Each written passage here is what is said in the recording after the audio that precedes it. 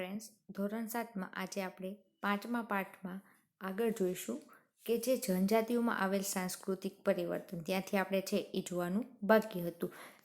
જે છેલ્લા લેક્ચરમાં છે આપણે જનજાતિઓ અને વિસરતી જાતિઓની સંસ્કૃતિ વિશે છે એ સમજૂતી મેળવેલી હતી.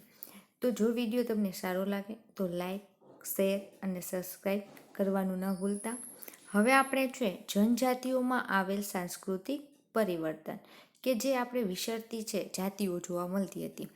તો એ વનવાસી અને વિસરતી જાતિઓ છે તેમાં જે જનજાતિઓ આવેલી હતી એમાં સાંસ્કૃતિક પરિવર્તન, કેવું પરિવર્તન જોવા મળે છે તો કે સાંસ્કૃતિક પરિવર્તન છે એ જોવા મળતું હતું. એના વિશે હવે સમજૂતી મેળવવાની છે. તો અર્થવ્યવસ્થા અને સમાજની જરૂરિયાતો વધતા નવા કલા કૌશલ્યો ધરાવતા લોકોની આવશ્યકતા ઊભી થઈ. કે અર્થવ્યવસ્થા છે તો વ્યવસ્થામાં છે દિવસે ને દિવસે છે એ વધારો થતો ગયો. સમાજ છે તો સમાજની જે જરૂરિયાતો છે, સમાજ એટલે કે લોકોનો એક સમૂહ એટલે એક સમાજ બને છે. તો એ સમાજની છે એ જરૂરિયાતો પણ છે દિવસે ને દિવસે કેવી થવા લાગી તો કે વધવા લાગી. જેમ એ દિવસે ને દિવસે એની સમાજની જે જરૂરિયાતો છે એ વધવાથી છે નવા કલા અને કૌશલ્ય કે જે લોકોમાં છે અલગ પ્રકારના કૌશલ્યો હોય છે, અલગ પ્રકારની કલા, બધામાં એક સરખી છે એ કલા જોવા મળતી નથી, બધામાં અલગ અલગ છે એ કલા જોવા મળતી હોય છે. તો એ કલા અને કૌશલ્યો ધરાવતા છે એ લોકોની છે એ જરૂરિયાત ઊભી થઈ. કેમ કે સમાજમાં આપણે જે પણ વસ્તુની જરૂરિયાત હતી એ જરૂરિયાતો આપણે છે એ મેળવવા માટે છે લોકોમાં એ જે કલા અને કૌશલ્ય છે એની આવશ્યકતા છે એ ઊભી થાય. તો એ કલા અને કૌશલ્ય કેવા લોકો પાસે છે તો એવા લોકોની જરૂરિયાતો છે એ વધવા લાગે છે. સમાજ જુદી જુદી જાતિઓમાં વિભાજિત થયો. કે સમાજ છે એ જુદી જુદી જે જાતિઓ તો હતી પણ અલગ અલગ જાતિઓમાં છે એ વિભાજન પામી ગયો. કેનો અલગ છે વિભાજન થયું. બીજી બાજુ ઘણી જનજાતિઓ અને સામાજિક જૂથોને જ્ઞાતિ આધારિત સમાજમાં સમાવી તેમને જાતિનો દરજ્જો આપવામાં આવ્યો. કે બીજી બાજુ શું થયું, એક બાજુ એવું થયું કે જે જાતિઓ હતી એ અલગ અલગ જાતિઓમાં છે એનું વિભાજન થઈ ગયું. કે પહેલાં શું હતું, એક જ જાતિ હતી, એમાંથી એના વિભાજન એટલે કે ભાગ છે એ પાડવામાં આવ્યા.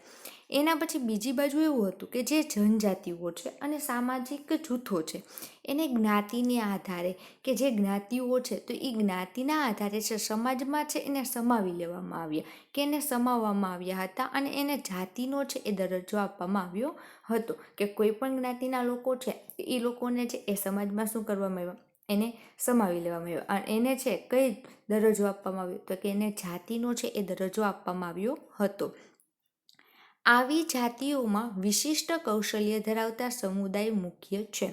કે આવી જે જાતિઓ હોય છે એ જાતિઓમાં વિશિષ્ટ કૌશલ્ય શું છે તો કૌશલ્ય ધરાવતા છે એ સમુદાય જોવા મળે. કે જે લોકોનો સમુદાય છે એને સમુદાય છે એ જોવા વિશિષ્ટ કૌશલ્ય તરીકે છે એને જોવામાં આવે છે. હવે વર્ણને બદલે જાતિ સમાજના સંગઠનનો આધાર બને. કે વર્ણ છે તો એના બદલે શું થયું તો કે જાતિ અને જે સમાજ હતો એને સંગઠનનો છે એનો આધાર છે એ બનાવવામાં આવ્યા હતા. એના પછી છે વનવાસી અને વિસરતી જાતિની ઉપલબ્ધિઓ. કે વનવાસી છે અને વિસરતી જાતિઓ એ તો આપણે પાઠનું નામ જ છે. તો એના પ્રમાણે ઉપલબ્ધ છે જાતિઓ છે એમાં છે ગોંડ અને અહોમ બે જાતિઓ છે. કેટલી છે? બે. તો પહેલી છે ગોંડ અને અહોમ. હવે એમાં પહેલું આપણે જોઈશું ગોંડ. તો ગોંડ જાતિ જે છે તો એમાં ભારતના ગોંડવાના નામના વિશાળ વન પ્રદેશમાં રહેનારી પ્રજા ગોંડ તરીકે ઓળખાય છે. કે ગોંડ પ્રજા છે એ ક્યાં રહે છે તો કે ભારતમાં છે એ ગોંડવાના નામના વિશાળ વન પ્રદેશ આવેલું છે. કે ભારતમાં એક વન પ્રદેશ આવેલું છે એનું નામ શું છે? ગોંડવાના. તો એ ગોંડવાના જે વન પ્રદેશ છે એમાં જે પ્રજા છે એ વસવાટ કરે છે એને છે ગોંડ પ્રજા તરીકે છે એ ઓળખવામાં આવે છે. જે ભારતની જૂની જનજાતિઓ પૈકીની એક છે. કે ભારતમાં જે જૂની કે પહેલાંના સમયની જે જાતિઓ હતી એ જનજાતિઓમાંની એક જે જનજાતિ છે એ ગોંડ છે. અને એ ક્યાં રહે છે તો કે ભારતના ગોંડવાના વન પ્રદેશમાં જે જાતિ રહે છે એને ગોંડ પ્રજા તરીકે ઓળખવામાં આવે છે. તેઓ સ્થળાંતરિત ખેતી કરતા નાના નાના કુળોમાં વહેંચાયેલી વિશાળ ગોંડ જાતિમાં પ્રત્યેક કુળનો એક રાજા હતો. તેઓ સ્થળાંતર એટલે કે એક જગ્યાએથી બીજી જગ્યાએ આપણે જે ભટકતું જીવન જીવતા હોય કે સ્થળાંતર કરે છે, પછી શું કરતા કે એક જ જગ્યાએ, કે પહેલાં શું કરતા જાતે કે એક જગ્યાએથી બીજી જગ્યાએ છે એ ભટકતું જીવન જીવતા હતા, પછી એક જ જગ્યાએ છે એ વસવાટ પણ કરતા હોય છે, ખેતી કરતા, કે એક જ જગ્યાએ જો વસવાટ કરે તો એ લોકો છે એ ખેતી કરી શકે, કેમ કે અમુક પાક લેવામાં છે ઘણા વખત છે 7 થી 8 મહિના પણ લાગતા હોય છે, તો ત્યાં ને ત્યાં એને વસવાટ પણ કરવો પડતો હોય છે. તો એ ખેતી કરતાં કરતાં છે એ નાના કુળોમાં વેચાયેલા, પહેલાં છે કેવા કુળોમાં વેચાયેલા હતા તો કે નાના નાના, પછી વિશાળ ગોંડ જાતિમાં છે કે એ કુળ નાના નાના વેચાયેલી, પછી એ વિશાળ એટલે કે મોટી ગોંડ જાતિમાં પ્રત્યેક કુળ હતો એનો એક રાજા હતો. અકબરનામામાં નોંધાયેલું છે કે ગંઢકંગનાના ગોંડ રાજ્યમાં 70,000 જેટલા ગામડાઓનો સમાવેશ થયો હતો. કે અકબરનામા છે એ એક બુક છે, એમાં નોંધાયેલું છે ગંઢ કટંગના ગોંડ રાજ્યમાં 70,000 જેટલા ગામડાઓનો છે એ સમાવેશ થયેલો જોવા મળે છે. હવે અહીંયા સ્થળાંતરિત એટલે કે ઝૂમ એટલે શું થાય, ખેતી. તો એમાં જોઈએ તો આ પ્રકારની ખેતીમાં જંગલોમાં વૃક્ષો કાપીને તેને સળગાવીને જમીન સાફ કરી ત્યાં ખેતી કરાય છે. કે આપણે ગોંડ હતું તો ગોંડ પ્રજા છે એ ક્યાં રહેતી હતી તો કે વનમાં, તો એ વન હતું એટલે કે એક જંગલ જ છે. તો અહીંયા એ કેવી ખેતી કરતા હતા તો કે સ્થળાંતરિત ખેતી કરતા હતા. તો સ્થળાંતરિત ખેતી એટલે શું તો કે જે જંગલ હોય છે એ જંગલના જે વૃક્ષો હોય છે એને કાપી નાખવામાં આવે છે અને એને સળગાવી નાખવામાં આવે છે, એટલે જમીન કેવી થઈ જાય છે, સાફ થઈ જાય છે, અને ત્યાર પછી છે એ અહીંયા ખેતી થાય છે. 2-3 વર્ષ ખેતી કર્યા બાદ જમીનની ફળદ્રુપતા છે ઘટતા આ વિસ્તાર છોડી દઈને બીજી જગ્યાએ આ રીતે ખેતી કરવામાં આવતી આ પ્રકારની ખેતીને છે એ સ્થળાંતરિત ખેતી કહે છે. કે આપણે અત્યારે જમીન હોય છે તો જમીનમાં જ્યારે એકને એક પાક ઉગાડવામાં આવે છે તો એની ફળદ્રુપતા છે એ કેવી થઈ જાય છે, ઘટવા લાગે છે. પણ એ પાકને જે ફેરબદલી કરવામાં આવે તો ફળદ્રુપતા છે એ જળવાઈ રહે છે. પણ આ લોકો છે એકને એક પાક વાવતા હોય છે કે 3 થી 4 વર્ષ સુધી છે અહીંયા જમીનમાં ખેતી કરે છે, એટલે એની ફળદ્રુપતા છે એ ઘટવા લાગે છે. પછી એ બીજી જગ્યાએ છે એ સ્થળાંતર કરે છે, એટલે કે જ્યાં પણ એ રહે છે અહીંયા 2 થી 3 વર્ષ રહે છે, પછી સ્થળાંતર કરીને પછી બીજી જગ્યાએ જાય છે. એ રીતે એ લોકો છે એ ખેતી કરતા છે એ જોવા મળે છે. તેમની રાજ્ય વ્યવસ્થા કેન્દ્રીકૃત હતી, કે જે ગોંડ પ્રજા છે તો એની રાજ્ય વ્યવસ્થા કેવી હતી તો એની રાજ્ય વ્યવસ્થા છે કેન્દ્રીકૃત હતી, એટલે કે કેન્દ્રમાં જોવા મળતી હતી. રાજ્યમાં ગઢમાં વહેંચાયેલા હતા, કે રાજ્ય છે એ ગઢમાં વહેંચાયેલા જોવા મળતા હતા. કે દરેક રાજ્ય છે એ શેમાં વહેંચાયેલું જોવા મળતું હતું તો કે ગઢમાં જોવા. દરેક ગઢ એક ખાસ ગોંડ કુળનું આધિપત્ય હતું. કે ગઢ છે પહેલાં તો રાજ્ય છે એ શેમાં વહેંચાયેલું જોવા મળતું હતું ગઢમાં. પછી દરેક ગઢ છે એ ખાસ પ્રકારનું છે ગોંડ કુળનું છે એ આધિપત્ય છે એ હતું. દરેક ગઢ 84 ગામોના એક એકમમાં વહેંચાયેલો હતો. કે 84 ગામો છે તો 84 ગામો ભેગા થાય અને એક ગઢ બને, એ ગઢ છે એ રાજ્ય બનેલું જોવા મળતા હતા. એટલે કે કેટલા ગામોનો એકમ છે એ ગઢ હતો તો કે 84 ગામોમાં વહેંચાયેલો છે એ ગઢ હતો, જેને 84 તરીકે ઓળખતા હતા.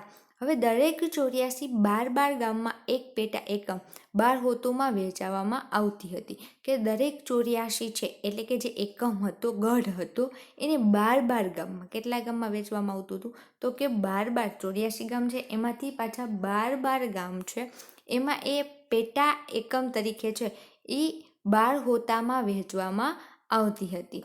મોટા રાજ્યોમાં ઉદય સાથે ગોંડ સમાજમાં પણ પરિવર્તન આવ્યું, કે જે મોટા રાજ્યો છે તો એ મોટા રાજ્યોનો શું થયું, ઉદય થયો. એનો ઉદય થતાની સાથે જ છે એ ગોંડ સમાજમાં પણ છે એ પરિવર્તન છે એ જોવા મળ્યું હતું. મૂળભૂત રાજપૂત તરીકેની માન્યતા મેળવવા ગઢ કટંગાના ગોંડ રાજા અમનદાસે સંગ્રામ શાહની પદવી ધારણ કરી.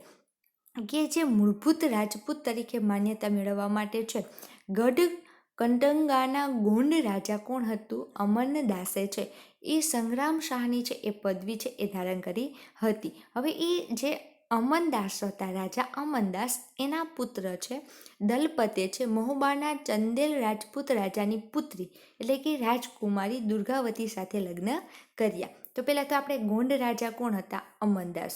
તો અમનદાસ સંગ્રામે છે એની એ પદવી સંગ્રામ શાહની છે એ પદવી છે એ ધારણ કરી હતી. તેના પુત્રનું નામ એટલે કે અમનદાસ છે, રાજા અમનદાસ, એના પુત્રનું નામ શું હતું? તો કે દલપતે મહોબાના ચંદેલ. દલપતે છે એની છે મહોબાના ચંદેલ રાજપૂત રાજાની પુત્રી. કોની પુત્રી હતી? તો કે મહોબાના ચંદેલ રાજપૂતા રાજાની રાજકુમારી હતી દુર્ગાવતી. એટલે કે દલપતે છે એ દુર્ગાવતી સાથે છે એ લગ્ન કર્યા હતા. યુવાન વયે જ દલપતનું મૃત્યુ થતાં દુર્ગાવતીએ 5 વર્ષના પુત્ર વીરનારાયણના નામથી શાસન સંભાળ્યું. કે જે દુર્ગાવતી અને દલપતે છે એના તો લગ્ન થઈ ગયા હતા. હવે જ્યારે એના લગ્ન થઈ ગયા એના 5 વર્ષ કે એના યુવાન વયે જ કે દલપતે જ્યારે લગ્ન કરી એને યુવાન અવસ્થામાં જ છે એનું મૃત્યુ થતાં છે એ દુર્ગાવતીને છે એ 5 વર્ષનો પુત્ર હતો. એટલે દલપત અને દુર્ગાવતીને એક પુત્ર હતો અને એનું નામ હતું નારાયણ. તો એ વીર નારાયણના નામથી છે એની આખું શાસન છે એ સંભાળ્યું હતું. ઈસવીસન 1565માં આસિફ ખાનના નેતૃત્વ હેઠળની મુઘલ સેનાએ દુર્ગાવતીને હરાવી. કે દુર્ગાવતીને છે કે જે શાસન ચલાવ્યું હતું કે રાજા છે તો રાજા છે એ સતત એકબીજા રાજા સાથે છે વિસ્તાર વધારવા માટે છે એ યુદ્ધો કરતા હોય છે. તો ઈસવીસન 1565માં, ઈસવીસન આપણે ખાસ યાદ રાખવાની છે ક્યારે? તો કે ઈસવીસન 1565માં છે આસિફ ખાનના નેતૃત્વ હેઠળ મુઘલ સેનાએ, કઈ સેના હતી? મુઘલ સેનાએ છે એ દુર્ગાવતીને છે ઈસવીસન 1565માં છે એ હરાવી હતી.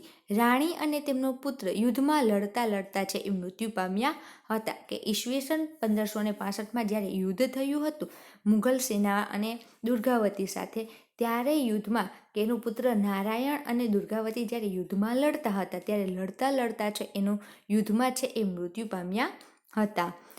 ગઢ કંગના રાજ્યએ હાથીઓના વેપાર દ્વારા પુષ્કળ ધન છે એ કમાયું હતું. કે ગઢ કંટંગના છે એ રાજ્ય હતું એની હાથીઓના વેપાર કે હાથીઓનો વેપાર કર્યો અને એના દ્વારા છે એની પુષ્કળ એટલે કે વધુમાં વધુ છે એ પૈસા છે એ ધન છે એ કમાયા હતા. ગઢ કંટંગના પર વિજય મેળવી મુઘલોએ પુષ્કળ ધન અને હાથીઓ મેળવ્યા હતા. કે એને શું કર્યું કે જે રાજ્ય હતું એ રાજ્ય ઉપર છે એ મુઘલોએ શું કર્યું? વિજય મેળવી લીધો. કેમ કે અહીંયા પહેલાં શાસન કોનું હતું? દુર્ગાવતીનું. તો દુર્ગાવતી તો મૃત્યુ પામી ગઈ, એની હાર થઈ એટલે મુઘલોએ છે એ રાજ્ય ઉપર છે એ શાસન સ્થાપ્યું, વિજય મેળવ્યું અને વિજય મેળવીને જે એને પુષ્કળ ધન હતું, હાથી હતા એ પણ બધા છે એ એને મેળવી લીધા હતા. તેમણે રાજ્યનો મોટા ભાગનો જે પણ વિસ્તાર હતો એના પોતાના નિયંત્રણમાં રાખ્યો હતો. કે મુઘલોએ ઈસવીસન 1565માં જ્યારે એ વિજય મળ્યો હતો ત્યારે એ રાજ્યમાં જે મોટા ભાગનો જેટલા પણ વિસ્તાર હતો એ બધા વિસ્તારોમાં છે એનું નિયંત્રણ છે એ જોવા મળતું હતું. જ્યારે બાકીના ભાગ પર વીર નારાયણના કાકા ચંદર શાહને આપ્યું હતું. કે જે બાકીનો ભાગ હતો એ વીર નારાયણ એટલે કે કોનો પુત્ર હતો? તો એ કોનો પુત્ર જોવા મળતો? તો દલપત અથવા દુર્ગાવતી એનો પુત્ર જોવા મળતો. એટલે દલપતના ભાઈ હતા ચંદર શાહ અને વીર નારાયણના કાકા હતા. એને છે બાકીનો ભાગ છે એ સંભાળ્યો હતો. ગઢ કટંગાના પતન બાદ નિર્બળ બનેલ ગોંડ રાજ્ય શક્તિશાળી બુંદેલો અને મરાઠાઓના આક્રમણ સામે ટકી શક્યું નહીં. કે જ્યારે એનું મુઘલ રાજ્ય છે તો એ મુઘલ શાસકોએ છે એ રાજ્ય ઉપર છે એ વિજય મેળવ્યું એટલે એનું પતન થવા લાગ્યું અને નિર્બળ બળે છે ગોંડ રાજ્ય છે એ શક્તિશાળી છે એ બુલેન્દો અને મરાઠાઓનું છે એ આક્રમણ થયું અને એની સામે છે એ ગોંડ રાજ્ય છે એ ટકી શક્યું નહીં. એના પછી છે અહોમ. હવે ગોંડ જોયું, હવે એના પછીનું જોવાનું છે આપણે અહોમ. આપણે આમાં એક ઈસવીસન આવી છે ઈસવીસન 1565માં મુઘલ સેના અને દુર્ગાવતી બંને વચ્ચે છે એ યુદ્ધ થયું હતું. અહોમ છે. હવે અહોમ લોકો 13મી સદીમાં હાલના મ્યાનમારથી આવી અસમની બ્રહ્મપુત્ર નદીના ખીણ વિસ્તારમાં વસ્યા. કે અહોમ લોકો છે તો અહોમ લોકો છે એ ક્યારે આવ્યા હતા? તો કે 13મી સદીમાં. તો 13મી સદીના હાલના મ્યાનમાર કે હાલનું મ્યાનમાર છે, પહેલાંનું જે નામ હોય અત્યારનું નામ શું છે એનું હાલનું મ્યાનમાર, ત્યાં આવીને છે એ અસમ જે રાજ્ય છે એ અસમની બ્રહ્મપુત્ર જે નદી છે એ નદીના ખીણના વિસ્તારમાં છે એ અહોમ લોકો છે એ આવીને ત્યાં વસ્યા હતા. પણ કઈ સદીમાં આવ્યા હતા? તો કે 13મી સદીમાં. ક્યાં આવ્યા હતા? મ્યાનમારથી આવીને. ક્યાંથી આવ્યા હતા? મ્યાનમારથી. અને ક્યાં વસ્યા હતા? તો અસમની બ્રહ્મપુત્ર નદીની જે ખીણ વિસ્તાર છે એ ખીણ વિસ્તારમાં છે એ લોકો વસેલા હતા. તેમણે ભૂયા અથવા ભૂસ્વામી જમીનદાર, આપણે આના નામ 3 આપેલા છે. ભૂયાને બીજા કયા નામે ઓળખવામાં આવે? ભૂસ્વામી, અને અથવા એને જમીનદાર પણ કહેવામાં આવે છે. તેની જૂની રાજકીય વ્યવસ્થાને બદલી એક નવા રાજ્યની સ્થાપના કરી. કે તેમણે છે કે જે અહોમ લોકો જ્યારે આવ્યા એમને ભૂયા છે એટલે કે જે જમીનદાર હતા એ જમીનદારની જૂની જે રાજકીય વ્યવસ્થા હતી એ વ્યવસ્થાને એ લોકોએ અહોમ લોકોએ શું કરી? એમાં ફેરફાર કરીને એટલે કે બદલી નાખવામાં આવી અને એક નવા રાજ્યની છે એની સ્થાપના કરી હતી. 16મી સદીમાં ચૂડિયો, કેટલીમી સદીમાં? 13મી સદીમાં અહોમ લોકો આવ્યા હતા. એના પછી 16મી સદીમાં, કે 16મી સદીમાં ચૂટિયો ઈસવીસન 1523માં. ક્યારે હતું? ઈસવીસન 1523માં ચૂટિયો અને કોચજાહો છે ઈસવીસન 1581માં રાજ્યોને પોતાના રાજ્યમાં ભેળવીને અને આસપાસની જનજાતિઓને જીતીને એક વિશાળ અહોમ રાજ્યોની સ્થાપના કરી હતી. કે આસપાસનો જે વિસ્તાર હતો એની 16મી સદીમાં છે ચૂટિયોએ છે ઈસવીસન 1523માં અને કોચજાહોએ છે ઈસવીસન 1521માં એ જે રાજ્યો હતા ચૂટિયો અને કોચજાહો એ રાજ્યોને છે પોતાના રાજ્યમાં એટલે કે જે અહોમ લોકોનું જે રાજ્ય હતું એ રાજ્યમાં એને ભેળવીને આસપાસની જે જનજાતિઓ હતી એને જીતીને એક વિશાળ અહોમ રાજ્યની છે એની સ્થાપના કરી હતી. 17મી સદીમાં તો તેઓ દારૂગોળો અને તોપોનું નિર્માણ પણ કરી ચૂક્યા હતા. કેમ કે જે યુદ્ધમાં જે શસ્ત્રોનો ઉપયોગ કરવામાં આવતો હતો એ શસ્ત્રો છે તો એનું નિર્માણ એને ક્યારે કર્યું હતું? તો કે 17મી સદીમાં છે એને દારૂગોળો અને તોપનું છે એ નિર્માણ કર્યું હતું. 13મી સદીમાં એ આવ્યા હતા. 16મી સદીમાં છે ચૂટિયો અને કોચજાહો છે એનો જે વિસ્તાર હતો એની છે વિશાળ એનું જે વિસ્તાર હતો એને નિયંત્રણમાં લાવી અને વિસ્તાર છે એ મોટો બનાવ્યો હતો. અને 17મી સદીમાં એને દારૂગોળો અને તોપોનું છે એ નિર્માણ કર્યું હતું. જો કે દક્ષિણ પશ્ચિમથી અહોમ લોકો પર ઘણા આક્રમણો થયા હતા. કે જે દક્ષિણ અને પશ્ચિમ જે દિશા છે એ બાજુથી છે અહોમ લોકો ઉપર છે ઘણા છે એ આક્રમણો થયા હતા. ઈસવીસન 1662માં મીર જુમલાના નેતૃત્વ હેઠળની મુઘલ સેના સામે બહાદુરીથી લડતા છતાં તેઓ હાર્યા. કે ઈસવીસન 1662માં મીર જુમલાના નેતૃત્વ હેઠળની મુઘલ સેના, આપણે મુઘલ સેના જ હતી પણ ઓમાં છે ગોંડ લોકો હતા તો એમાં જે મુઘલ સેના તમારે જોવા મળતી હતી તો એ મુઘલ સેના છે કોના નેતૃત્વ હેઠળ છે એ યુદ્ધ કરતી હતી? તો આસિફ ખાનના નેતૃત્વ હેઠળ. અને જ્યારે અહોમ છે તો અહોમમાં જ્યારે 1662માં યુદ્ધ કરવા આવેલી ત્યારે મુઘલ સેના છે કોના નેતૃત્વ હેઠળ? તો કે મીર જુમલાના નેતૃત્વ હેઠળ છે મુઘલ સેના છે એ બહાદુરીથી છે લડ્યા હતા અને તો પણ તેઓ છે એ હાર્યા હતા. પરંતુ એ વિસ્તાર પર મુઘલોનું પ્રત્યક્ષ પ્રભુત્વ લાંબા સમય સુધી છે એ ટકી શક્યું નહીં. અહોમ રાજ્ય છે એ બળજબરીપૂર્વકનું શ્રમ પર આધારિત હતું. કે અહોમ રાજ્ય કેવું હતું કે એના ઉપર છે એ બળજબરી કરવામાં આવે એને બળજબરીપૂર્વક છે એને શ્રમ એટલે કે મહેનત, જે આપણે કામ કરતા હોય એ, તો એ મહેનત પર છે એ આધારિત હતું. જે લોકો પાસે રાજ્ય માટે બળજબરીથી કામ કરાવતું તે પાઇક કહેવાતા. કે જે લોકો પાસે છે રાજ્ય માટે છે એ બળજબરીપૂર્વક છે એ કામ કરાવવામાં આવતું હતું. તો જે લોકો પાસે બળજબરીપૂર્વક કામ કરાવવામાં આવતું હતું એને શું કહેવામાં આવતું હતું? તો કે પાઇક કહેવાતા હતા. દરેક ગામમાંથી નિશ્ચિત કરવામાં આવેલ સંખ્યામાં પાઇક મોકલવાના રહેતા. કે રાજ્ય માટે છે જે લોકોએ કામ કરવાનું હોય છે તો દરેક ગામમાંથી છે એક નિશ્ચિત સંખ્યા છે એ નક્કી કરવામાં આવેલી હતી કે આ ગામમાંથી છે આટલી સંખ્યાના લોકોને છે એ રાજ્યના કામ માટે છે એ મોકલવાના.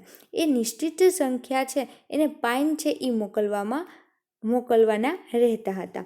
વસ્તી ગણતરીને આધારે વધુ વસ્તી ધરાવતા વિસ્તારોમાંથી ઓછી વસ્તીવાળા વિસ્તારોમાં લોકોને ખસેડવાથી અહોમ કુળ તૂટી ગયા. કે વસ્તી ગણતરી જ્યારે કરવામાં આવતી હતી તો એ વસ્તી ગણતરીમાં અમુક વિસ્તારમાં વસ્તી છે એ વધુ જોવા મળતી હોય, અમુક વિસ્તારમાં વસ્તી કેવી જોવા મળે? ઓછી. બધા વિસ્તારમાં છે એ એકસરખી છે એ વસ્તી જોવા મળતી હોતી નથી. તો જે વિસ્તારમાં છે કે ઓછી વસ્તી ધરાવતા લોકો હોય અને અમુકમાં છે વધુ વસ્તી ધરાવતા હોય, તો જ્યાં વધુ વસ્તી ધરાવતા લોકો છે એ લોકોને છે ઓછી વસ્તી ધરાવતા વિસ્તારમાં છે એ લોકોને ખસેડવામાં આવતા હતા. આથી અહોમ છે એનું જે કુળ હતું એ કેવું થઈ ગયું, તૂટી ગયા. 17મી સદીના પ્રથમ દશકમાં વહીવટી વ્યવસ્થા કેન્દ્રીકૃત બની, કે 17મી સદીના પ્રથમ દશક જે હતો એમાં જેનું વહીવટી વ્યવસ્થા, જે વહીવટ કરવાનું હોય છે એની વ્યવસ્થા છે એ કેન્દ્રીકૃત છે એ બની હતી. વર્તમાન કાયદાઓ અને જોગવાઈઓ અનુસાર કોઈ વ્યક્તિ પાસે બળજબરીપૂર્વક કામ કરાવવું એ ગુનો ગણાય છે. કે અત્યારે વર્તમાન એટલે કે હાલમાં કોઈ આપણે કાયદાઓ અને જોગવાઈઓ પ્રમાણે જોઈએ, અનુસાર જોઈએ, તો કોઈ પણ વ્યક્તિ સાથે છે કે બળજબરીપૂર્વક જો કામ કરવામાં આવે તો અત્યારે જે કાયદો અને જોગવાઈઓ પ્રમાણે છે એ એક ગુનો બને છે, જે આપણે સૌ જાણીએ છીએ. આ જનજાતિના તમામ પુરુષો યુદ્ધના સમયે સેનામાં જોડાતા અને અન્ય સમયમાં સિંચાઈ વ્યવસ્થા જેવા સાર્વજનિક કાર્યો કરતા. કે જે જનજાતિના તમામ પુરુષો હતા એ સમયે છે એ યુદ્ધમાં છે એ સેનામાં જોડાતા અને અન્ય સમયમાં છે એ સિંચાઈ વ્યવસ્થા જેવા સાર્વજનિક છે એ કામો કરતા હતા. કે એ જ્યારે યુદ્ધનો ટાઈમ હોય ત્યારે યુદ્ધમાં પણ જતા હતા, એમાં પણ જોડાતા હતા, અને જ્યારે યુદ્ધ ન હોય અને ફ્રી ટાઈમ હોય કે કોઈ પણ કામ ના હોય ત્યારે એ સિંચાઈ કામમાં કે સાર્વજનિક જે સિંચાઈ કામ હતું એવા કાર્યો પણ એ લોકો કરતા હતા. અહોમ લોકોએ ચોખાની ખેતીની નવી પદ્ધતિઓ અમલમાં મૂકી હતી. કે જે અહોમ લોકો હતા એને જે ચોખાના પાકની છે એ નવી જ પદ્ધતિઓ છે એ અમલમાં મૂકી હતી. અહોમ સમાજ કુળમાં વહેંચાયેલો હતો. કે અહોમ છે એ કેવા કુળમાં વહેંચાયેલો હતો, તો કે સમાજ કુળમાં છે એ વહેંચાયેલો હતો. તેમના કુળને ખેલ કહેવામાં આવતું હતું. કે અહોમનું જે કુળ હતું એ કુળને છે કયા નામે ઓળખવામાં આવતું હતું, તો કે ખેલ કહેવામાં આવતું હતું. ઘણા ગામો પર ખેલનું નિયંત્રણ રહેતું હતું. કે ઘણા એવા ગામ હતા કે જેમાં છે અહોમના કુળ એટલે કે ખેલનું છે એ નિયંત્રણ રહેતું હતું. ખેડૂતને ગામના સમાજ દ્વારા આપવામાં આવેલ જમીન ગામ સમાજની સંમતિ વગર રાજા પણ પાછી લઈ શકતો ન હતો. કે જે ખેડૂતને છે કે ગામમાં સમાજ દ્વારા જે જમીન આપવામાં આવેલી હતી એ જમીન છે ગામની સમાજની જે સંમતિ લેવાની હોય છે કે એની હાજરી કે એની મંજૂરી લીધા વગર છે એ રાજા પણ એની પાસેથી છે એ લોકો પાસેથી છે એ જમીન છે એ પાછી લઈ શકતો ન હતો. શરૂઆતમાં અહોમ લોકો જનજાતીય દેવતાઓ એટલે કે પ્રકૃતિના દેવતાઓની ઉપાસના કરતા હતા. કે શરૂઆતમાં એ લોકો છે કોની ઉપાસના કરતા હતા, તો કે પ્રકૃતિના દેવતાઓની છે એ ઉપાસના કરતા હતા. રાજા દ્વારા મંદિરો અને બ્રાહ્મણોને જમીનનું દાન આપવામાં આવતું હતું. કે જ્યારે એ રાજા હતા, અહોમ કુળના જે રાજાઓ જોવા મળતા હતા એ રાજાઓ દ્વારા છે મંદિરો અને બ્રાહ્મણો હોય છે એ લોકોને છે એ જમીનનું દાન છે એ આપવામાં આવતું હતું. શિબસિંહ ઈસવીસન 1714થી ઈસવીસન 1744ના સમયમાં હિન્દુ ધર્મ ત્યાંનો મુખ્ય ધર્મ બની ગયો હતો.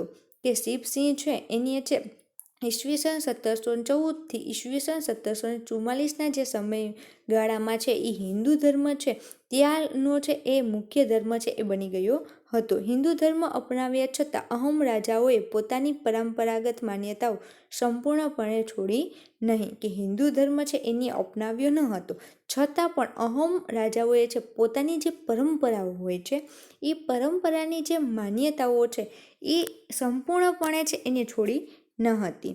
અહોમ સમાજ એક અત્યંત સુસંસ્કૃત સમાજ હતો. કે અહોમ સમાજ છે એ કેવો હતો, અત્યંત સુસંસ્કૃત કવિઓ સમાજ તો હતો. કવિઓ અને વિદ્વાનોને જમીન દાનમાં આપવામાં આવતી હતી. કે જે કવિઓ હોય છે, મોટા મોટા જે વિદ્વાનો હોય છે એ લોકોને છે એના ત્યારના સમયમાં છે એ જમીનો છે એ દાનમાં આપવામાં આવતી હતી. નાટ્ય પ્રવૃત્તિઓને પ્રોત્સાહન આપવામાં આવતું હતું. કે જે નાટકો કરવામાં આવતા હતા એવી નાટ્ય જે પ્રવૃત્તિઓ હતી એને વધુમાં વધુ પ્રોત્સાહન મળે એવી એ પ્રવૃત્તિઓ કરતા હતા.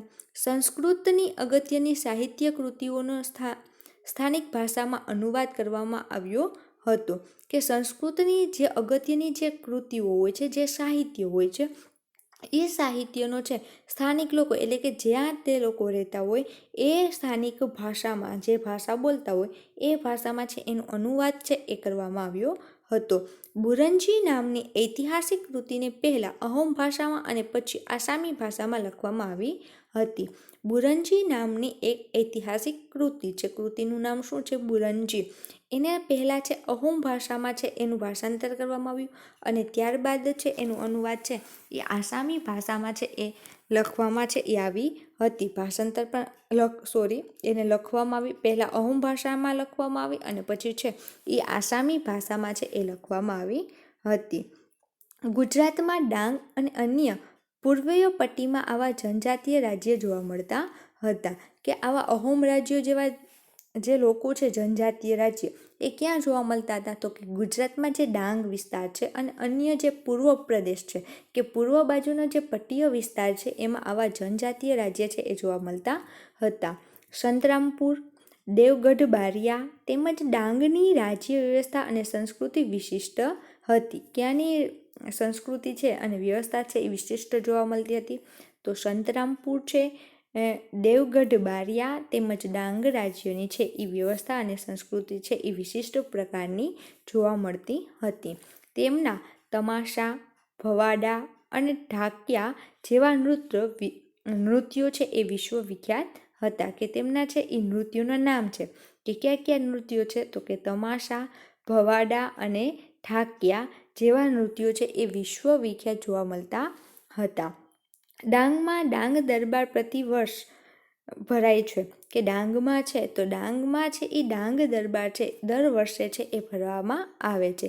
તેમાં રાજાઓએ વર્ષાસન આપવામાં આવે છે. કે એમાં રાજાઓને શું આપવામાં આવે છે?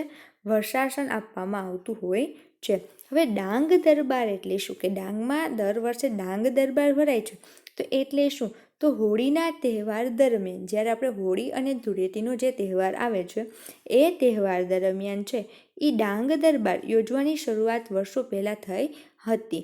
કે ક્યારે ડાંગ દરબાર યોજવાની શરૂઆત ક્યારે થઈ હતી? તો કે ઘણા વર્ષો પહેલાં છે એની શરૂઆત થયેલી જોવા મળતી હતી. સરકારે ડાંગી રાજાઓ અને નાટ્યકોને તેમના હકના બદલામાં પરંપરાગત શાલિયાણું આપવાનું નક્કી કર્યું હતું. જે પરંપરા આજે પણ ચાલુ છે. બદલાતો સમય અને નવી જનજાતિઓનું માળખું. હવે અત્યારે છે એ સમય છે ધીમે ધીમે કેવો થતો જાય છે?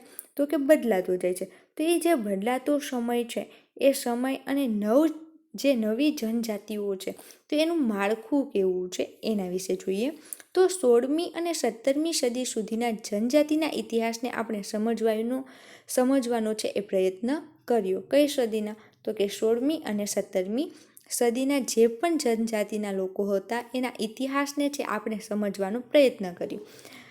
કાળાંતરમાં અનેક જનજાતિઓમાં વ્યાપક પરિવર્તનો આવ્યા. કે ધીમે ધીમે છે એ જનજાતિઓમાં જે વ્યાપક પરિવર્તનો છે એ જોવા મળતા હતા. વર્ણ આધારિત સમાજ અને આદિવાસી સમાજના લોકોના એકબીજા સાથેના સંપર્કને કારણે બંને સમાજમાં પરિવર્તનો આવ્યા. કે વર્ણ આધારિત જે સમાજ હતો, વર્ણ છે એટલે એકબીજા જ્ઞાતિ જોવા મળતી, એ જ્ઞાતિ આધારિત સમાજ અને આદિવાસીના સમાજના લોકો છે એ એકબીજા સાથે છે એ સંપર્કમાં આવ્યા. એ સંપર્કના કારણે છે બંને સમાજમાં શું જોવા મળ્યું હતું? તો કે એ બંને સમાજમાં છે એ પરિવર્તન આવ્યું હતું. વિવિધ જનજાતિઓએ જુદી જુદી આજીવિકા અપનાવી. કે વિવિધ પ્રકારની જનજાતિઓ, કે કોઈ એક પ્રકારની નહીં પણ અલગ અલગ પ્રકારની જે જનજાતિઓ હતી એની જુદી જુદી આજીવિકા, કે કોઈ એક જ પ્રકારે આજીવિકા મેળવી શકાય એવું નહીં પણ અલગ અલગ રીતે કઈ રીતે આજીવિકા મેળવી શકાય એ અલગ અલગ પ્રકારની આજીવિકા મેળવવાની એની પદ્ધતિ છે એ અપનાવી હતી. સમય જતાં તેમાંની ઘણી જનજાતિઓ જાતિ આધારિત સમાજનો છે એ ભાગ બની હતી. કે જેમ જેમ સમય જતો ગયો એ સમયની સાથે છે તેમાંની ઘણી જનજાતિઓ છે એ જાતિ આધારિત છે એ સમાજનો છે એ ભાગ બની હતી. જો કે ઘણી જનજાતિઓએ હિન્દુ ધર્મ અને જાતિ વ્યવસ્થાથી મોટે ભાગે દૂર રહી કેટલીક જનજાતિઓએ સુસંગઠિત વહીવટી વ્યવસ્થા ધરાવતા મોટા શક્તિશાળી રાજ્યોની સ્થાપના કરી, જેથી તેઓને તેમનામાં મોટા અને વધુ જટિલ સામ્રાજ્યો સાથે સંઘર્ષ થયો. કે ઘણી એવી જનજાતિઓ હતી જે સુસંગઠિત કે સંગઠનમાં રહીને વહીવટી વ્યવસ્થા ધરાવતી હતી અને મોટા શક્તિશાળી જે રાજ્યો હતા એ રાજ્યોની છે એ લોકો છે એ સ્થાપના કરતા હતા, જેથી તેઓને તેમનામાં મોટા અને વધુ જટિલ સામ્રાજ્યનો સાથે છે એની વધુમાં વધુ છે એ સંઘર્ષ કરવો પડ્યો હતો. તો આ હવે આપણે આ પાઠ છે એ 5મો પાઠ છે એ અહીં પૂરો થાય છે. ખાસ આપણે ઈસવીસન કેની કોની વચ્ચે છે એ યુદ્ધો થયા હતા એ આપણે ખાસ છે એ આમાં યાદ રાખવાનું છે. હવે આપણે આગલા લેક્ચરમાં મળીશું. ધન્યવાદ.